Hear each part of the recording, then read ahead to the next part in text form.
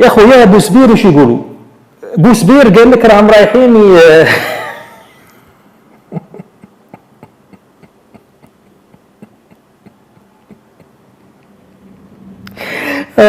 ويلي، قال لك بوسبير رايحين يمتلكوا القنبله النوويه.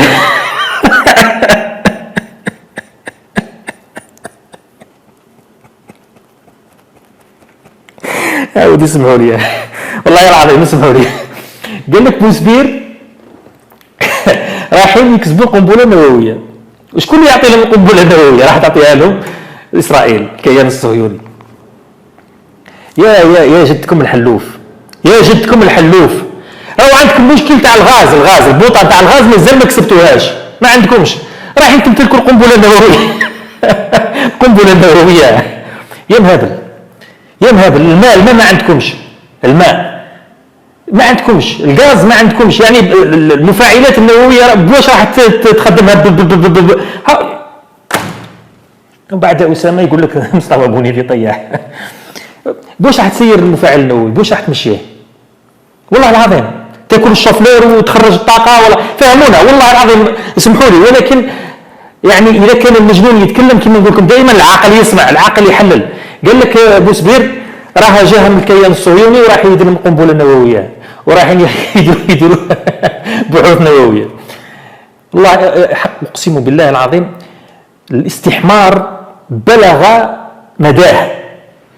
الاستحمار تاع المواطن المروكي، يعني الاعلام اللي عندكم والسياسيين اللي عندكم والله غير حسابهم امام الله عسير على هذا الكذب وعلى هذا غسيل المخ اللي حقيقة وصل إلى درجة الاستحمار. استحمار، وينشروا فيها في صفحاتهم وفرحانين أنه بوسبير راح تولي عندها القنبلة النووية. وعلى أساس أنه وش اسمه هذاك اللي راه عندكم راس السلحفاز فيزيائي كبير اينشتاين، راه عندكم العلامة اينشتاين هو اللي يزيد يخصب لكم اليورانيوم. لعنة الله عليكم وعلى وجوهكم القميئة القذرة. أنا قلت لكم ولكنه ضحك كالبكاء. والله راني نضحك وفي قلبي من الداخل أعتصر ألما على شعب كامل يتم تدجينه بهذه الطريقة وبهذا الأسلوب الفج. يعني ما قلنا إيران اللي راها الآن في صراع مع العالم كله، مع الولايات المتحدة الأمريكية ومع الاتحاد الأوروبي، العالم كله يحارب في إيران.